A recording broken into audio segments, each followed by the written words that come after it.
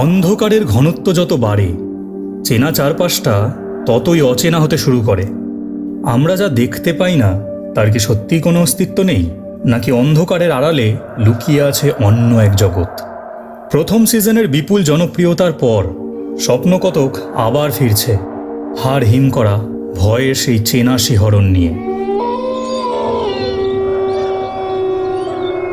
যেখানে ভূতের ভয় সিজন 2। আপনি তৈরি তো?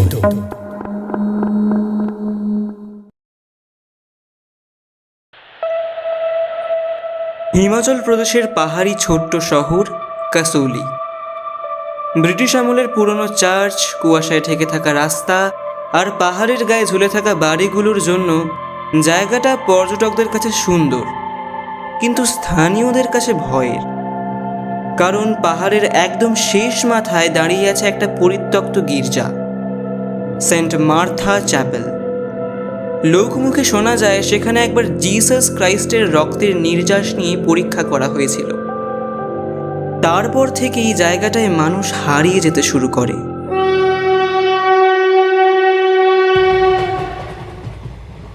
কলকাতা থেকে 5 জন সেখানে পৌঁছায়। ঈশা, ডকুমেন্টারি ফিল্ম মেকার; মৌ, ভ্লগার, সব কিছু নিয়ে মজা করে; তৃষা, মেডিকেল রিসার্চার; রুদ্র, সফটওয়্যার ইঞ্জিনিয়ার; আর অনির্বাণ, পুরনো ধর্মীয় ইতিহাস নিয়ে অবসেসড একজন লেখক। ট্রেনে আসার সময় থেকেই অদ্ভুত ব্যাপার শুরু হয়েছিল। মৌ হেসে বলেছিল, এই যে অনির্বাণ, তোর জেসাস অবসেশন নিয়ে পাহাড়ে ভূত না ডেকে ফেলিস। অনির্বাণ সিগারেট ধরিয়ে বলেছিল, ভূত নয়, ইতিহাস, দুটোর মধ্যে পার্থক্য আছে। ঈশা ক্যামেরা অন করে বলেছিল, আমাদের আজকের ডকুমেন্টারি নির্যাস। কথিত আছে জেসাসের ক্রুসিফিকশনের সময় তার রক্তের এক ফোঁটা সংগ্রহ করেছিল একজন ভারতীয় মিশনারি। পরে সেটা এখানে আনা হয়। মৌ আবার হেসে উঠেছিল। মানে হলি ব্লাড, মার্ভেল মুভি নাকি? কিন্তু তৃষা হাসেনি।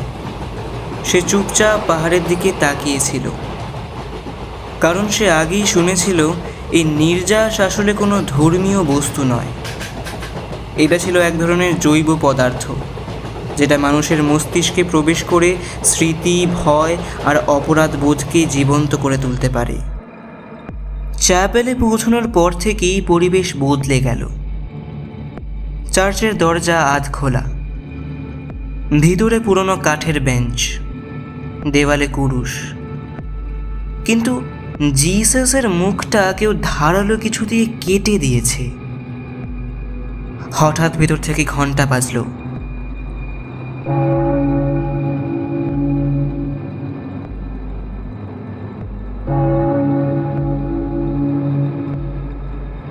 মৌ চমকে উঠে বলল, কে আছে? কে? কোনো উত্তর এলো না। তারপর তারা দেখতে পেল বেদির সামনে একটা কাঁচের পাত্র, ভেতরে কালচে লাল তরল। পাত্রের নিচে ইংরেজিতে লেখা, the essence of the sinless one. বাংলায় অনির্বাণ ফিসফিস করল, নির্যাস। হঠাৎ চার্চের দরজা নিজে থেকে বন্ধ হয়ে গেল।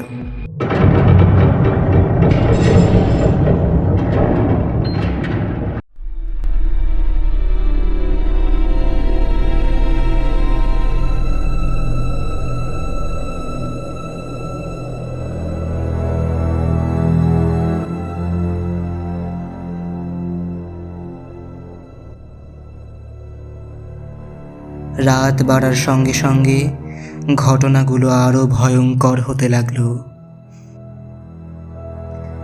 রুদ্র শুনতে পেল কেউ তার কানে বলছে, তুই তো ওকে মরতে দিয়েছিলি। সে ঘেমে উঠে চারদিকে তাকালো, কেউ নেই। ঈশার ক্যামেরায় বারবার একটা মানুষের শ্যাডো ধরা পড়ছিল। লম্বা চুল, কাঁটার মুকুট, রক্তে ভেজা মুখ, কিন্তু খালি চোখে কাউকে দেখা যাচ্ছিল না। মৌ তখনও মজা করছিল। ঘোস্ট জেসাস, ভাই, ভাইরাল কন্টেন্ট। ঠিক তখনই ওর ফোন নিজে থেকে চালু হয়ে গেল। স্ক্রিনে একটা ভিডিওতে দেখা যাচ্ছে মৌ ছোটবেলায় তার নিজের বাবাকে দরজা বন্ধ করে ফেলে রেখেছিল যখন লোকটা হার্ট অ্যাটাকে মরেছিল।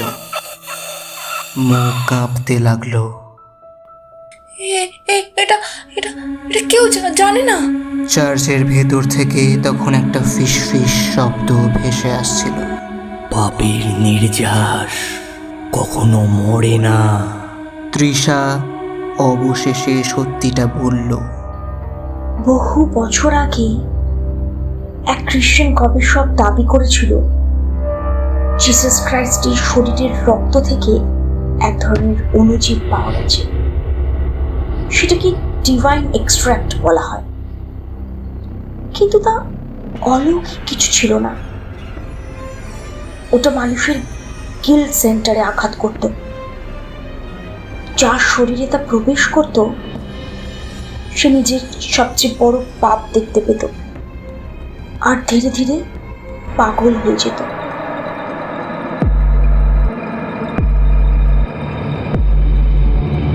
অনির্বাণ ধীরে বলল, মানে এটা সায়েন্স? তৃষা মাথা নাড়ল। না, সায়েন্স আর ফেথের মাঝামাঝি কিছু। হঠাৎ উপরের ঘর থেকে কারো চিৎকার শোনা গেল।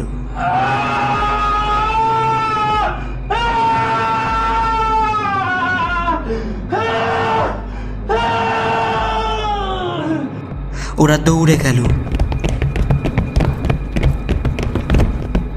দেখলো রুদ্র দেওয়ালে মাথা ঠুকছে।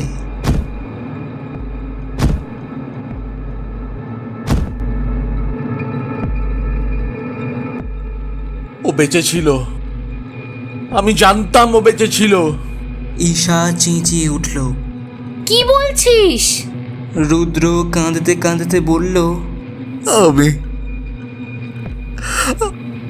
আমি হিট অ্যান্ড রান করেছিলাম 5 বছর আগে। ঘরটা ঠান্ডা হয়ে গেল। মৌ ফিসফিস করলো, আমরা সবাই কিছু না কিছু লুকাচ্ছি। ঠিক তখন অনির্বাণ নিচু গলায় বলল, না, শুধু আমরা লুকাচ্ছি না।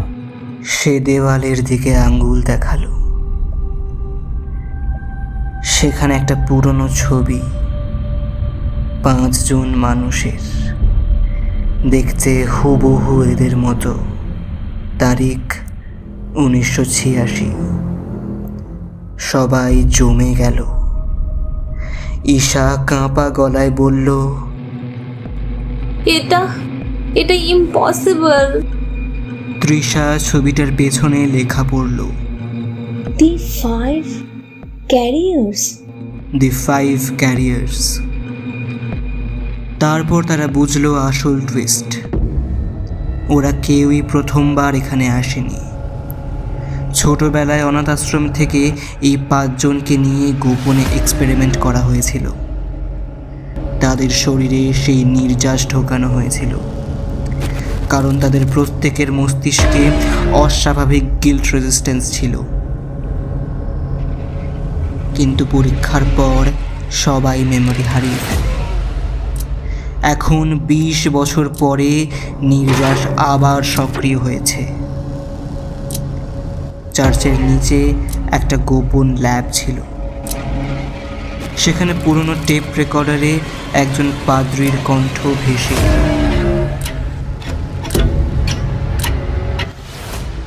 মানুষ জেসাসকে ঈশ্বর ভাবে কারণ তিনি পাপহীন ছিলেন, কিন্তু যদি পাপহীনতার নির্যাস মানুষের শরীরে প্রবেশ করানো যায় তাহলে মানুষ নিজের পাপ সহ্য করতে পারবে না।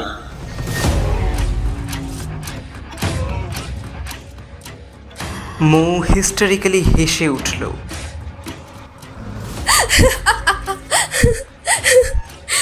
জেসাস ঘোস্ট না, গিল্ড ভাইরাস।